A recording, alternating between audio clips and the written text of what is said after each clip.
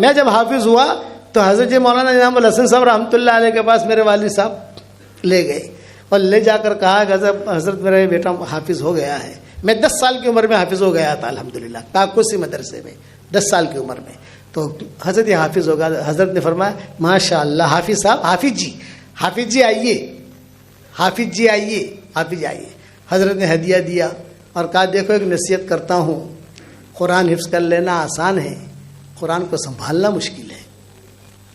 سنبھالنا دیکھا قرآن کو شیخ سدیس کسی جگہ سفروں میں جیسے پورے سفر میں جیسے پہلی سیٹ پر وہ بیٹھتے ہیں, دوسری سیٹ پر ساتھی وغیرہ ہوتے ہیں, کہیں جانا آنا ہو کہیں, پورے سفر میں وہ آدمی صرف قرآن پڑھتا ہے, صرف قرآن.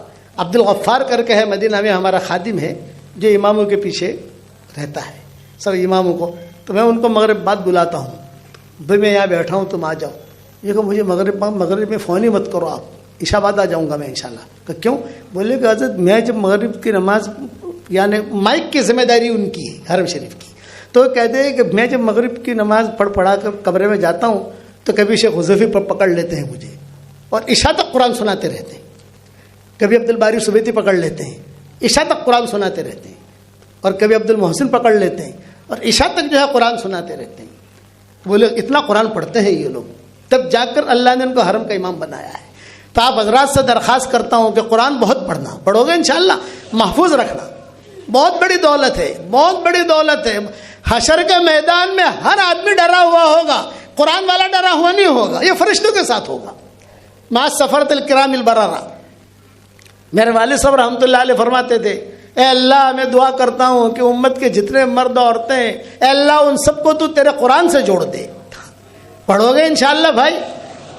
اور ایک ہدیہ اور دینا چاہتا ہوں, قبول کرو گے انشاءاللہ. ایک تو یہ کہ جتنے حافظ ہوئے ہیں ان سب کو میری طرف سے میری تسبیح جاندار شاندار مالدار دیندار یہ ہدیہ دے رہا ہوں. اور ایک ہمارا درود شریف ابھی بالکل تازہ آیا ہے چھپ کر, 100 درود اللہ کے نام کے ساتھ ہیں, 100 درود. 20 فائدے اس کے میں نے لکھے ہیں. کتنے فائدے بھائی؟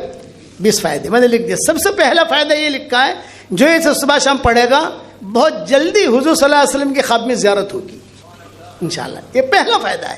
20 فائدے لکھے اور میں نے دنیا میں اس کو عام بھی کر دیا ہے, وائرل بھی کر دیا سب جگہ. جسے چھاپنا ہو چھاپو. تو میری جاندار شاندار مالدار دیندار تسبیح آپ لوگوں کو ہدیہ دے رہا ہوں اور یہ درود شریف دے رہا ہوں. دوسرا ایک ہدیہ سارے مجمع کو دے رہا ہوں, وہ یہ کہ بھئی دیکھو 313 مرتبہ سورہ اخلاص پڑھنے کی عادت ڈالو. یہ میری نصیحت ہے. 313 حدیث شریف میں آتا ہے 10 مرتبہ سورہ اخلاص کوئی پڑھے گا تو جنت میں ایک محل تیار ہو جائے گا انشاءاللہ, اور 3 قرآن پڑھنے کے برابر ثواب ملے گا. 313 مرتبہ پڑھو گے انشاءاللہ تو جنت میں 31 بنگلے تیار ہو گئے. کتنے بنگلے بھائی؟ 31. اور 104 مرتبہ قرآن پڑھنے کے برابر ثواب ملے گا. اور کوئی انکم ٹیکس والا میسج کرے گا نہیں. بھائی دنیا میں اگر آپ پراپرٹی خریدو تو انکم ٹیکس والے آتے نہیں آتے؟ یہ بتاؤ کہ کہاں سے خریدا تم نے, کیا کوئی اس لیے آپ بناؤ. میرے والد صاحب رحمۃ اللہ علیہ فرماتے تھے بیٹا یونس راتی આપણે ઊંઘ ના આવે ને, ઊંઘ આપણે ગુજરાતીમાં રાતી ઊંઘ ના આવે ને તો 5-6 બંગલા બનાવી નાખો ના પરા, کہ رات کو نیند نہ آوے تو 5-6 بنگلے بنا دینے کے, یعنی 50 مرتبہ سورہ اخلاص پڑھ لینے کا. پڑھو گے انشاءاللہ بھائی. اس کے بعد جو دعا مانگو گے اللہ قبول کرے گا. پہلے میں 100 مرتبہ پڑھواتا تھا, اب 313 مرتبہ شروع کر دیا. الحمدللہ لوگوں نے پڑھنا بھی شروع کیا. تو لوگوں نے کہا مول صاحب پہلے تو ہو وقت کہتا تھا او بھاؤ چم ودھارو کہتے بھائی اوبھڑ تو نے ફ્લેટ લીધો તો 10 વર્ષ પહેલે કેટલા રાશો તો ભાઈ 1 કરોડનું, અત્યારે શું ભાવ છે 2.5 કરોડ. તો એનો ભાવ વધ્યો કે ના? તો અમારો ભાવ વધવો જોઈએ કે ના વધવો જોઈએ? भाई तूने जमीन का टुकड़ा लिया था तो उसका भाव बढ़ा कि नहीं था? हमारा भी तो भाव बढ़ना चाहिए नहीं बढ़ना चाहिए? आपके अहमदाबाद की एक डॉक्टर नहीं है शिकागो में, आपके अहमदाबाद की है, उसने मुझे फोन करके कहा है कि मौलाना अभी उम्र में चल रही है, उम्र में गई हुई है, उसने कहा है कि मौलवी साहब मैंने 10 लाख मरतबा पूरा किया.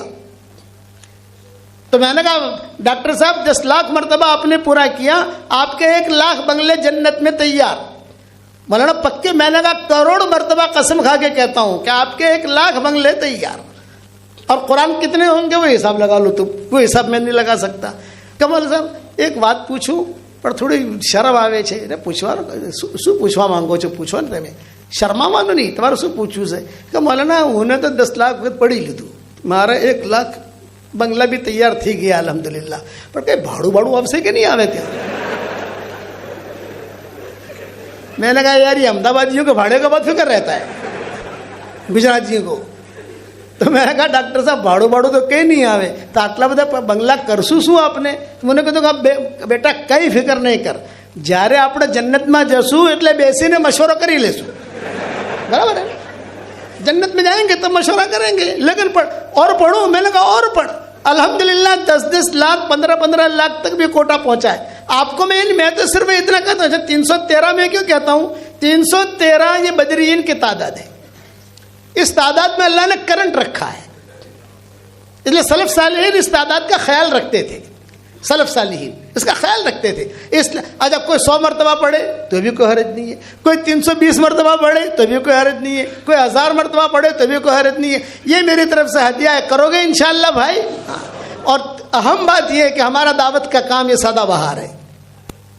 दावत के काम में वक्त लगाओ, 3 दिन लगाओ, चिल्ला लगाओ, 3 चिल्ला लगाओ. अभी तो इज्तिमा हो गया आपके यहाँ, लेकिन जमातें निकल रही हैं, कुछ निकलेगी. कुछ लोगों ने नाम नहीं लिखा है, कुछ लोगों ने लिखा है, लेकिन ये तो सदाबहार है. जब निकलना हो निकलो. मेरे वाले साहब रहमतुल्लाह अलैह कहते थे, बेटा जहाँ पर भी जाओ अल्लाह रसूल की बात सुनाने के लिए, लेकिन अपना धंधा कर लेने का.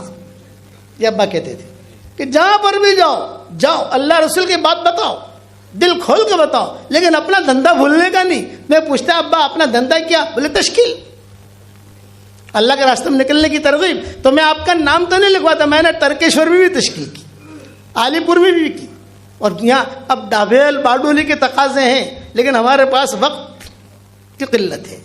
अब हम मदीना मुनव्वरा और मस्कत के सफ़र पे जा रहे हैं इंशाअल्लाह. आप दुआ करना अल्लाह आसान करे इंशाअल्लाह.